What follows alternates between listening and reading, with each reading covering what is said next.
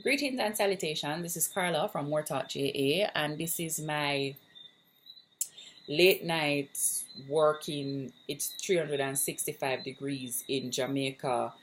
Me a dead look. Like, me feel like, not so much me sit up on the sun, me feel like me catch up between Satan toe them. You know the little space between the little toe and the toe side right where all of the kuro go each up right there. So me feel like me there right there. So in the middle of like all of the athlete's foot, the sin, the burning sulfur, all of them something there. I feel like I am enclosed in there in this temperature right now. So anything what go on, any type of sweat what go on, you just gotta deal with it. You realize on the eyeliner under there because I have to wash my face constantly to stop it from melting down the rest of my body. And somewhere in the middle of all of this, I put eardrops in my dog ears, so I run up and down and I flash up the ears like him mad because he's the most dramatic dog ever and he's suffering because I put the eardrops in his ears and he can't make it through the night because of the eardrops. Okay? So if you hear that, deal with it. Anyway, the reason I'm here to talk to you tonight, if this vlog upload tonight, right, is because it is 10:30. I'ma just get up from my desk and tap walk. Right, at 10:30 p.m. Now, it's not saying I didn't go work like at noon. I go work the regular time when people go work. Even if I did go work at noon, that would be an extraordinarily long shift. Right? But I just go to work there and when the work is done, like I just get up and I just beat off and I just go to the next work. No.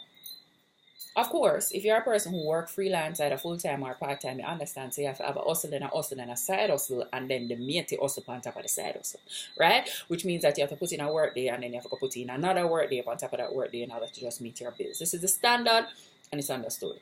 But even inside all of that, some boundaries have to be drawn because you have to understand the difference between a crisis and crisis mode. Now, a crisis is a thing. It's an incident. It's something that has happened. There's some type of stress on the system, right? So somebody has fallen ill, or there has been a death, or there has been a big project, or you get a massive order for things that you just never expected. And so crisis, all hands on deck. We have to solve it. That's one thing. The thing about a crisis is you solve the crisis and you move on. The other thing is crisis mode. And I find that for a lot of us, crisis mode is actually our fundamental management style for our lives. What it means is that we treat everything that's in front of us as though we have to get it done today, tonight, or the entire world is going to implode. Now, I understand. There are deadlines. If you're like me, you have 15 deadlines, 7 of them have passed. 8 of them are, like 3 of them are tomorrow, which means that they basically also passed, and the other ones are really close by. So it can literally feel like everything is breathing down your neck. So what you feel like you need to do is to not hang out with your friends, not hang out with your families, not stop and do anything for yourself. Just constantly be working because you need to get this done. But it's completely unsustainable. And I feel like I just did a vlog saying this. And I'm going to share something with you. I did that vlog, like 3 days ago. A vlog talking about how we must take time with ourselves and we must take time with the people that we love because they're not going to be here forever. And in between that vlog and now, my aunt died. She was in New York. I never got to see her before she died. She was sick, but we just didn't expect that she was going to go. And so she died. And it doesn't matter how many jobs I take on, and how much money they give me, and how many theoretical trips I could take to New York to see her because I'm financially able to do that now, I can't see her because she's gone. In like the 3 days between these 2 vlogs. Now, I don't know if that was God trying to talk to me or tell me something I should have done, or God trying to give me a message just so like the full impact of this thing makes sense. Like God is telling me you need to change something about your life. But my auntie gone. She gone. I never get to see her. She gone. And what may I do? Work so I can have the money to go to New York to see her. And I'm sure that a couple times over during this process, I would have had at least 1 ticket money. But I just never spent it on that. Why? Because there was always a deadline and I could always never separate myself from my desk because the deadline was what was most important. Not the thing that I was trying to meet that deadline so I could afford to do, but just the deadline itself. And understand what I'm saying to you?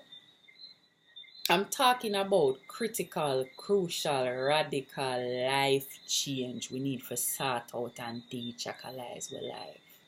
Crisis mode is unsustainable. It will burn you out, and not everything in your life is a crisis. And if you can only manage all of the things in your life by being in crisis mode, you are probably doing too much, or you are inefficient and need to address it. I'm going to say that again. I'm going to say some people are wrench because the whole of we feel like we're the most effective workers ever, and heaven forbid we drop off one thing because we need all the money in the world. If you can only maintain your life by being in a constant state of crisis, is either you need some help or you need to just let go off of something. How many people are you going to lose before you recognize that money can't buy back the time?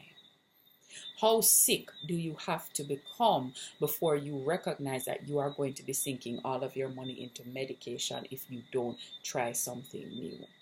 A crisis is a thing that resolves and moves on. Crisis mode is not a sustainable way to manage your life. You have to pull back from crisis. And so I, at 10:30, liberated myself from my desk, and this was an achievement for me because I made the decision that I'm going to try to wake up and actually have enough time to do a workout or something like that, do something for myself before I get thrown into the mania that is my day, because I know what my days look like, and at the end of them days me not have no mentals for nothing unless me find a way to go do some other work.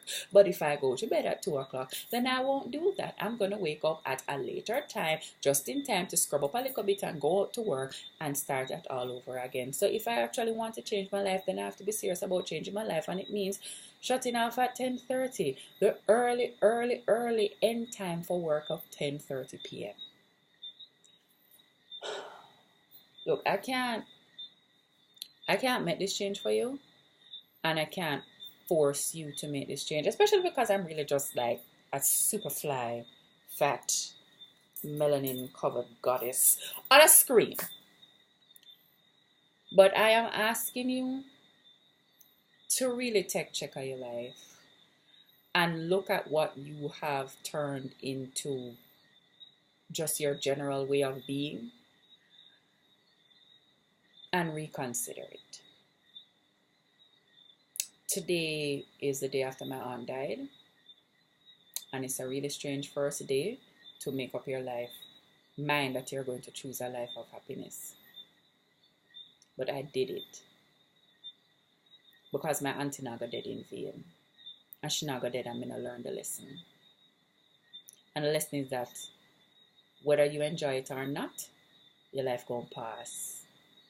Do what you have to do with it, and stop being so busy. Stop being so busy making money that you forget to spend it on the things that you said you were going to spend it on. Yeah?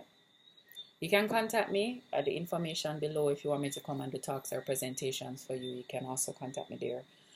I'm really looking forward to doing more of those. And look at time coming up, right? Love, peace, and chicken grease. Please go sit down and think about yourself and talk to some people about yourself and get to some different understanding of yourself. Yes, I love you. Goodbye.